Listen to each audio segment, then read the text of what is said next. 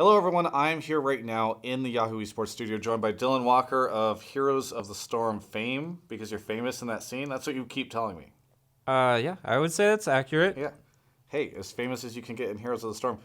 He is an expert in it, as you can tell from his Heroes of the Storm hoodie that he has decided to bring into the studio Because I knew we were doing this video today. Yeah, I like that you just stroke a little bit, just a little stroke. I know absolutely nothing about Heroes of the Storm, and Dylan is going to help me understand a little bit about what's going on.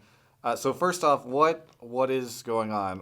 What's the set of the format, the world? What tournaments are happening? Where are we in the league? Slow down. I need to know everything.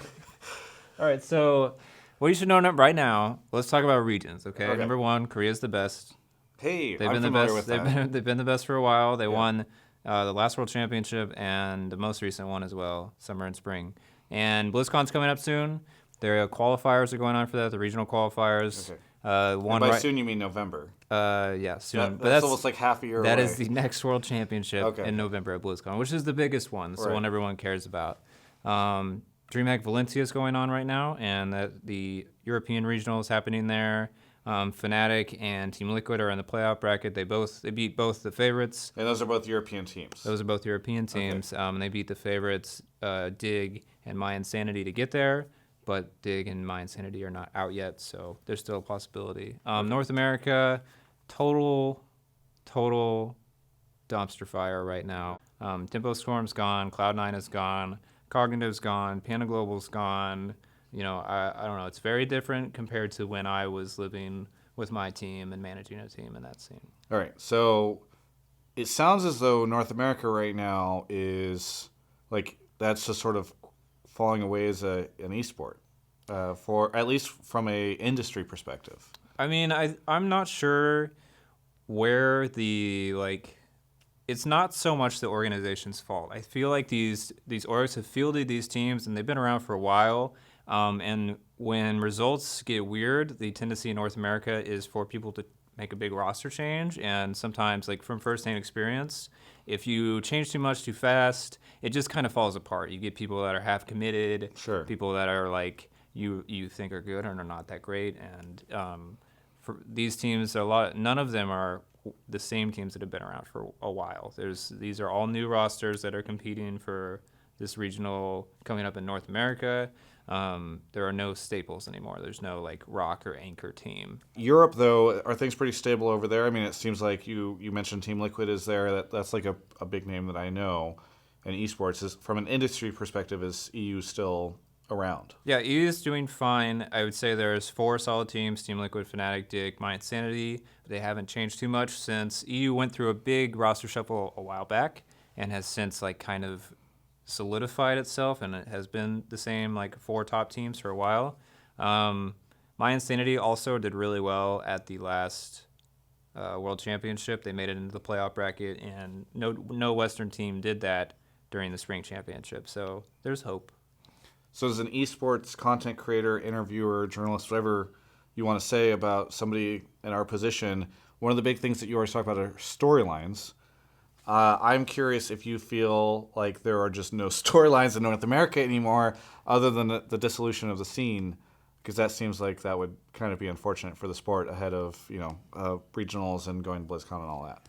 I mean, it's a little more difficult, I think, to tell, and honestly, that is like my biggest criticism of Blizzard Esports, is that I don't feel like they do a really great job, like the LCS does, of selling the player story and showing a narrative and showing that these people spend all day, every day playing this game and practicing and becoming the best. That being said, like it's probably a lot easier in places like Europe, where you have people like Bakery, who is that a name you recognize? No, but I do like bakeries. Confirmed. Bakery, I'm so sorry. I know you're watching this video. Travis doesn't know you. I apologize. Well, you said Europe. Yeah. I mean, if you ask me about he's EU like one of the LCS most, players, I don't know. He's one of the most... You don't know? Who's in Europe? I don't know what Europe is. Is that a region? I know Britain's not there anymore. Yeah, exactly. I was going to make that joke, and then you stole it. All right, so Bakery. Bakery is great. He is a captain of Dig. He's a supporter. He's one of the best supports in the world. He's a really cool dude. He's really well spoken. There are videos with him on our website, too, in fact. Okay. And then there's also, in North America, we do have this cool thing, Heroes of the Dorm, And those, I know Blizzard has kind of centered a lot of their storylines around that because these players play. Yeah, but that's like once a year. It is once a year, but most of those players actually compete in the pro circuit as well.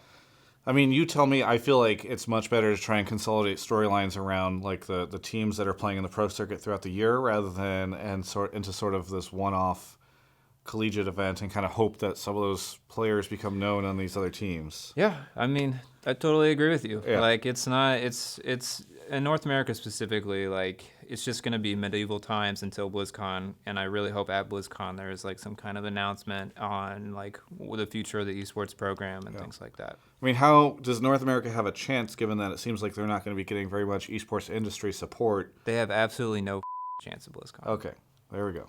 And we got the bleep into the video, so we're doing great. I think it's my first cuss word in the history of Yahoo Esports. And it took an interview or a sit down with me to make you do it. All right, so North America's disaster, Korea's reigning supreme, EU is okay. Does China have a big presence? That would be the fourth region. China does pretty well. Between Europe and Korea? I would say they're above Europe and below Korea. Okay. But China they had one of their best teams, Edward Gaming, disbanded between spring and summer. Yeah. And so I think that kind of sent some ripples through their community. And also eStar, which has been a long-standing Chinese team, one of their players has retired. And that happened immediately after where I was in Sweden. So I'm not sure what it's going to look like for them at BlizzCon, but who knows? So the other thing that I want to talk about in this Heroes of the Storm sit-down that we're doing, highly related, Overwatch. It's another game. Now stay with me. We got this. Okay, so Overwatch came out. Obviously, there's this giant vortex that it just picks up everything around it. And a lot of talks about, how it overcame League and Korea for, PC bong numbers. Or bang? Bong? Bang. PC bong. We Thank should you. just call it that. Okay, PC bong numbers. PC bang, but it's spelled bong. Very confusing. Anyway, so it did all this. Do you feel as though Overwatch has further crippled Heroes, which was sort of on the borderline of healthy esports?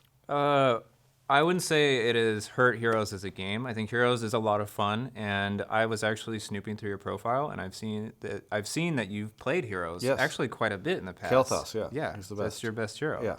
Yeah. Heroes is a very fun game, and I feel like they've told us that they have a big user base. Right around the time that Overwatch came out, I wrote an article, kind of an opinion piece, criticizing Blizzard and their esports program for Heroes specifically, and it definitely needs like a lot of work. In my opinion.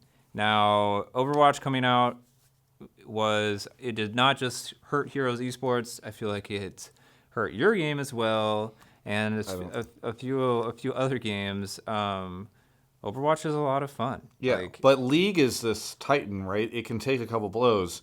Heroes needs help. It's got the little bleeping on it that the lifeline or whatever. And I feel like it's getting a little bit more quiet, at least in North America, right? Oh, yeah. And so I don't want people to think like, oh, he's bashing Heroes or that I'm anti-Blizzard. I actually think it's a testament to Overwatch, but it's kind of this weird world where you have Blizzard sort of hurting their own esports scene by putting out this new game.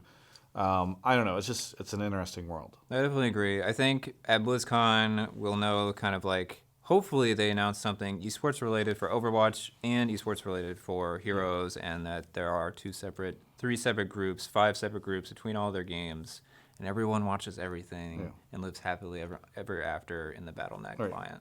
Brilliant idea, by the way. Hear me out on this, all right? You've got a best of 3, new Blizzard esports world. This is their plan. Ready? Don't like this. Game 1, you play a Hearthstone match.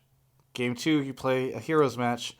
Game 3, you play Overwatch. That's 2 teams clash. It's like a Blizzard academic decathlon. Oh, yes, and that's the new Blizzard esports. And then they're bringing everything together. I feel like this is kind of a mockery thing. I don't think a lot of people would appreciate it. You can check out the rest of our coverage of Have all you played things StarCraft esports yet? here at Yahoo Esports.